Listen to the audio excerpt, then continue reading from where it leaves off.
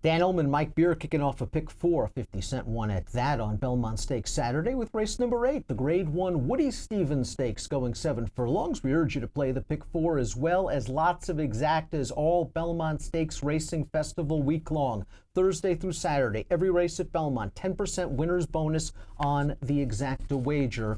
Play with your mobile device through DRF Bets. Bets.drf.com is where you go for all the details. Here's the field for the Woody Stevens. This is just a competitive race from top to bottom, and your morning line favorite is Mind Control, the number 9. And I really like the fact that trainer Greg Sacco has resisted the urge to stretch this horse out, because he won the Jerome at a one-turn mile. He ran a nice race in the Grade 3 Gotham when he got a big pace scenario and he shot up the rail. But I think that race showed Sacco he's really not a Wood Memorial, Kentucky Derby kind of horse. He's a one-turn horse, and he was rewarded with a really solid, nice win in the Bayshore. Yeah, I mean, all those things are true. He's just a really likable horse, and they're doing the right thing by him. And so far, this horse has been rewarding them. He just keeps showing up and running good races. I liked his Bayshore last time.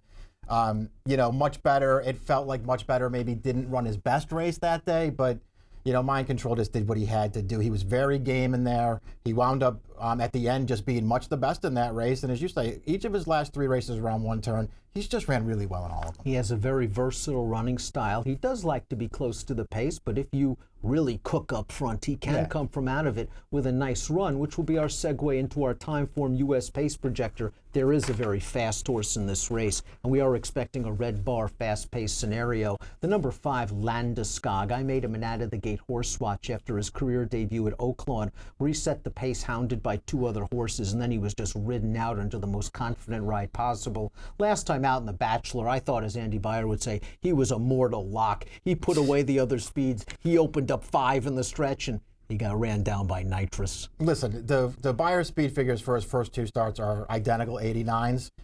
He ran way better in The Bachelor than he did first. The first time out, he was just better than those horses, and he was really impressive winning. Last time, he had that really easy speed from the rail. Dan, 4 horses came after this horse up the backstretch. He held all of them off. He was clear in the stretch. You could see that he was tired at the end, and a perfect trip Nitrous came and ran him down. This horse ran a giant race last time. I don't know if he can beat this field going 7 furlongs with speed to his inside. You know, we'll see how that all plays out. This is a good horse, though. You'll know him early. Do you have concerns about the 7? Yeah, a little bit. I mean, you always wonder. You know, it's obviously... it's always a bigger concern when you have horses like Much Better and Complexity drawn to his inside, because they're both really fast. So it's not like this horse is just going to walk on the lead and get the 7. He's going to have to earn it. Bob Baffert taking the blinkers off the number 2, Much Better. Do you think that's a sign that he's trying to conserve this horse's speed for the end, because he was just runaway speed in the Gotham, went way too fast that day? The Bayshore, he set a solid pace. Mind Control was just better than him that day. Yeah. And I don't know what happened last time out in the Gold Fever. I guess he hated the sloppy track, but he was bad. Yeah, that was not a good performance. And it makes it, you know, it makes it a little bit harder to go back to him in here if you like him. But I'd be willing to give him the sloppy track excuse. Maybe he just didn't like it at all. Him and Call Paul, they hooked it up very briefly, but this horse was never going to stay with that horse. He was bad last time. But his Gotham was actually very good on a wicked pace. And his Bayshore was not quite as good, but it wasn't a disaster. I mean, he did make the lead in there, but that was one of those situations where you could tell Mind Control and even Mucho, who was in there, they didn't want to let this horse get away, and they sort of came after him and kept him really honest on the pace. He didn't run that badly in the Bayshore. Number 4 is Complexity, 3rd on our Timeform U.S. Pace Projector after the opening quarter mile. Complexity won the Grade 1 Champagne in his second lifetime start, going a one-turn mile at Belmont. He just went right to the front. He opened up with ease on the turn, and he kept right on going. And based on that race, he was 5-2 in the Breeders' Cup Juvenile, and he went right to the front, and he didn't keep right on going. He backed up very badly. After that race, it was the dreaded 2-year-old problem, shins, that have kept him on the sidelines. This is a tough spot for a comeback, but when you have a horse that runs 90 and 95 buyers at 2, you can take a shot in a race like this. 100%. We'll see how he comes back in here. And, you know, obviously, it won't be easy for him considering his running style when you have Landeskog right next to you and Much Better to your inside. You know, the pace scenario could really work against him. He appears to be training pretty well up to this race. and you know that he has enough ability to beat a field like this, I'm going to take his chances pretty seriously in this race. After Nitrous won his one and only two-turn race in the Riley Allison Derby, you would have expected Steve Asmussen to say, okay, I'll try a race like the Sunland Derby and get on the Kentucky Derby Trail. And I think Steve realized he had a one-turn sprinter on his hands. They ran him in the gazebo, and Gray Attempt got as loose as possible on a slow pace, and Nitrous had no chance. Last time out, we talked about the Bachelor. It was a fast pace. It set up perfectly for Nitrous, and he's getting a similar situation according to Timeform US here. Plus, we have an Asmussen formulator fact. Past 5 years, 3-year-olds only, last out winning dirt sprinters going third off the layoff, 30% winners and a 355 ROI. If they go fast, he'll be kicking. Yeah, right. You already know that he can take advantage of a setup like that because he just showed you in his last start that he can do it. 93 buyer, it puts him there. It puts him pretty close. He might get another setup in this race. I kind of want to see him prove that he's really that kind of horse because, you know, at the end of the day, basically the Bachelor fell into his lap last time. But you know what? They swung him out in the stretch. He came with a pretty nice run in that race. 15-1 on a recent graded stakes winner. That's the number 10 Lexitonian, who's going out for the Red Hot Jack Sisterson barn. Got a nice trip in the grade 3 Chick Lang last time out in a race that's not as tough as the Woody Stevens. So he's certainly going to have to improve, but he has improved in both starts for Sisterson. I would not be surprised if he runs an improved buyer speed figure, but he's going to have to improve. Yeah, he's really going to have to take a big step forward in here. But you're right, you know, based off of his first 2 starts for this trainer, I mean, you know, his return at Churchill, that was not a bad performance. He couldn't really keep up with that field around the turn, but he didn't just throw in the towel. He was trying very gamely down to the wire, and then he did take a step forward last time. I thought that trip really worked out well for him. The horse that beat him at Churchill Downs, the number 3 Borracho, defeated 2 next out winners, one of them, of course, being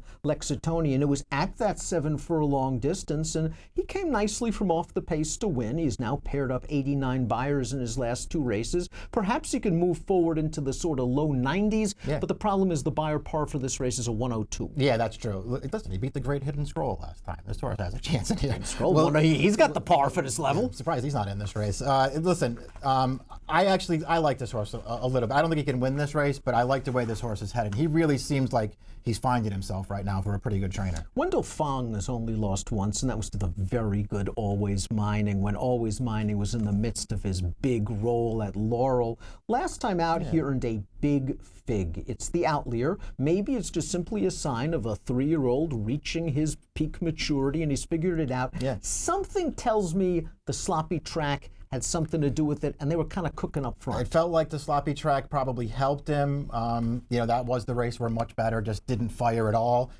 On the positive side, and you're right, Much Better and Call Paul were contesting the pace in front of him, but this horse did not get outrun by them. He was chasing them through the turn. He stayed on very gamely through the stretch to win, and he was clear under the wire. This is another 3-year-old who's headed the right way right now. Call Paul came back to win with a 93 buyer, albeit against weaker Pennsylvania-bred competition on the Penn Mile undercard. Strike Silver's done nothing wrong on dirt. 2 starts on dirt. Debut win at Churchill Downs. Just got beaten neck in the Sanford. Has done some good things on the turf, but I like him cutting back to dirt here. I think that's what he's going to be eventually known for, even though he is a stakes winner on the turf. 20-1 on the morning line. Maybe he's just a little bit dirtied up, Mike. Yeah, I think we have the same opinion on him. I don't know how good he is. He had a little trouble in the Paradise Creek last time. I don't think it really cost him that much, but he didn't get a perfect trip in that race. But I am certainly willing to look at him and just say, you know what, this is a dirt horse who's been running on turf, and he's back on the right surface in this race. And listen, he's shown that he can close into a pace and win a race before. This race might set up really well for this horse. Over the years in this race, we have seen 3-year-olds cutting back in distance, get a fast pace, and run them all down at big prices. Maybe Hog Creek Hustle is this year's horse. I was a bit surprised that we don't have more turnbacks in here. Where are they? Hog Creek Hustle looked good in some of his early sprints. He probably ran the best he can do going long when second to War Will in the LeCompte. Solid enough when 4th in the Risen Star. And last time out in the Pat Day Mile, he ran an okay second. But I think sprinting is his game. He's going to get the pace. I could use him, and I could see Corey Lanery saving the ground and hoping for the best. Listen, if he's a big price in this race, I'm going to use him somewhere too. They turned him back last time to the 1-turn mile. I thought he ran fine.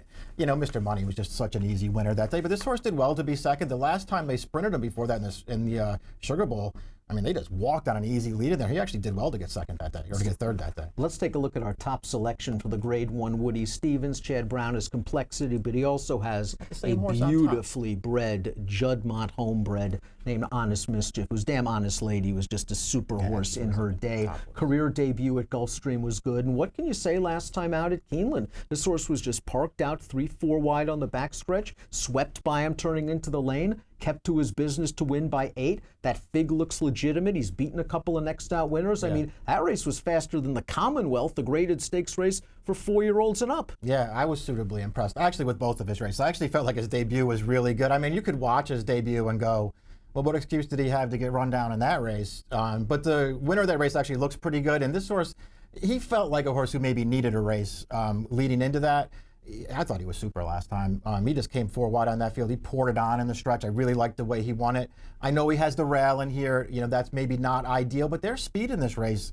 If those speed horses go out there, they could stretch this field out a little bit, give this horse a trip. I think he's pretty good. I think he fits really well in here. And that win came at this 7 furlong distance. 6-1 on the morning line for Honest Mischief. Mike's going 1-9-4-3. I'm going 1-9-6-11 in the Grade 1 Woody Stevens, kicking off a 50-cent pick 4 on Belmont Stakes Saturday. Remember that 10% winners exacta bonus.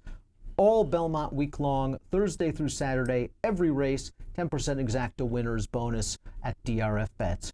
Ready, set, bet. Approximate post time for the Woody Stevens, 4:04 Eastern. Good luck.